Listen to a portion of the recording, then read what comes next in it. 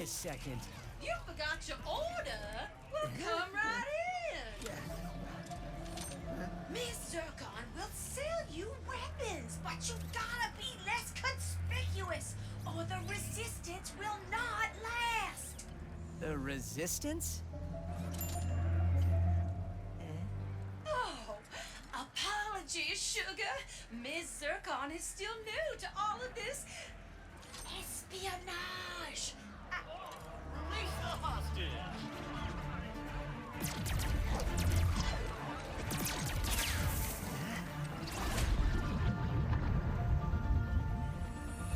Clank!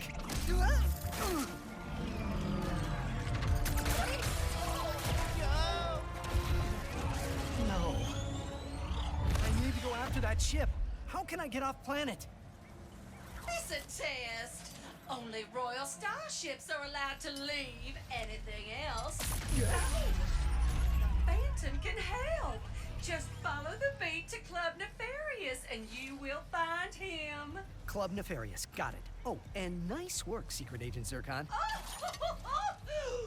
This is so exciting.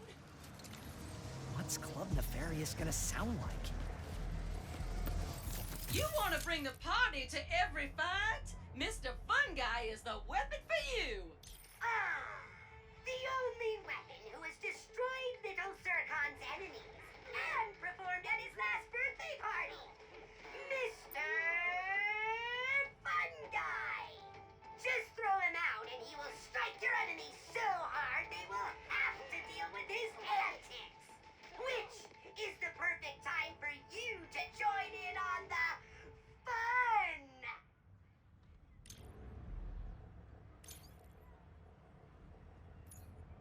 Sneaking a little peeky peek, are we? See you next time!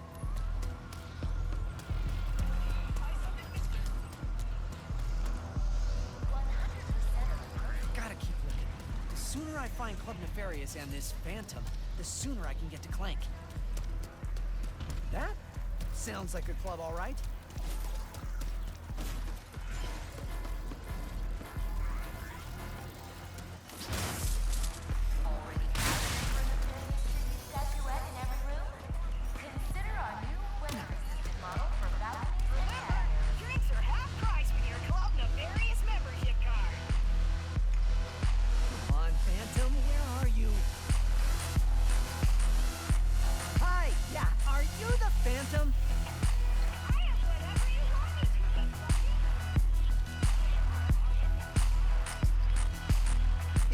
Phantom around here?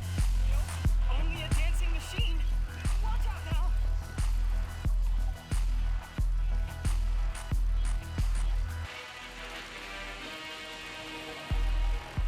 Resistance alert! Resistance alert!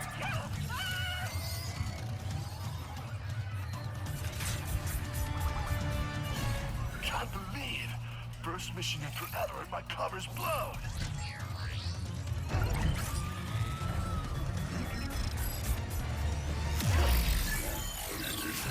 Phantom is Skid?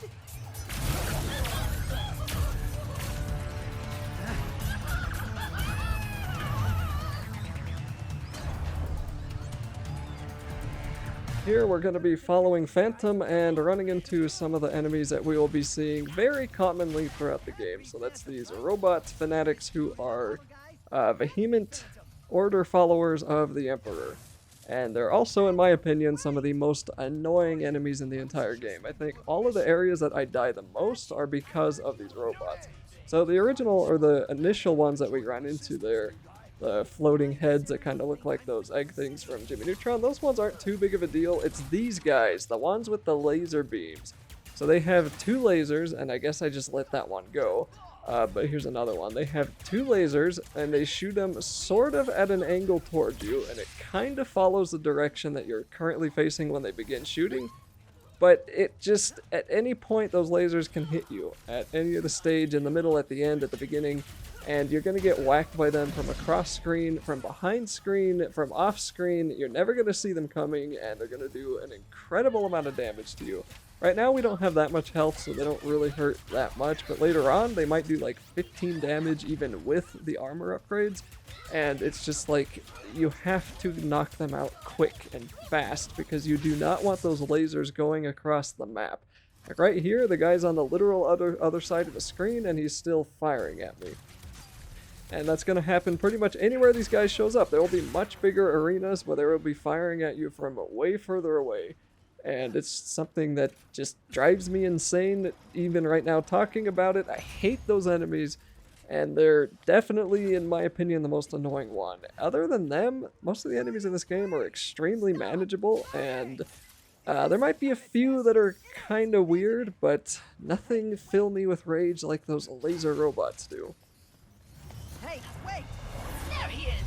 The football from the club! Oh boy. Here we run into some melee robots, and you're also going to notice I will be incorrectly using a lot of weapons. Once again, this is my first playthrough. Even this recording is the first time I'm playing this game, so a part of that comes along with just sort of learning how to use the weapons in the first place.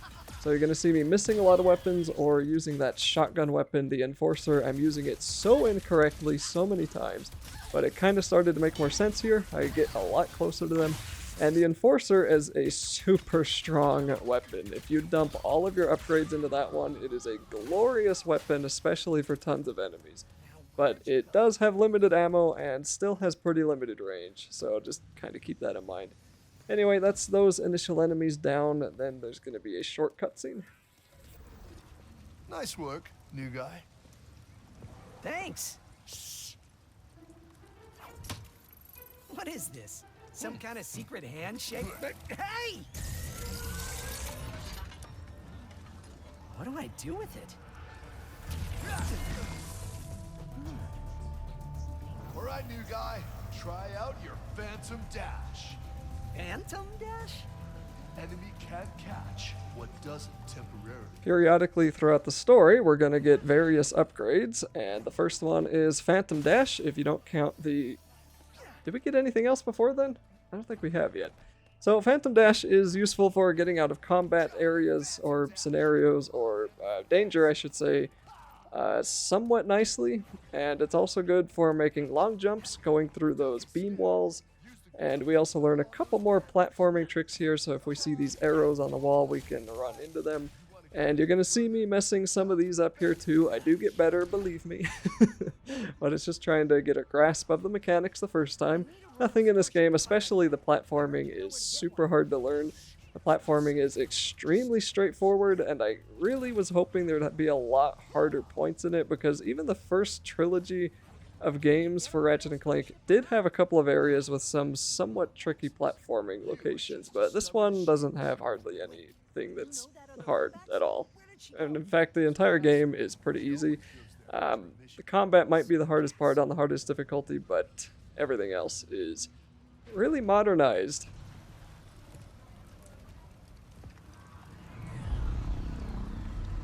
I'll make you a deal. You see that blimp? You help me take control of it, and I'll help you get into Nefarious Tower. It's the only place in the city you're gonna find a royal starship. What's so special about the blimp? Just find a way up to that rooftop. I gotta grab my gear. But I'll meet you up there.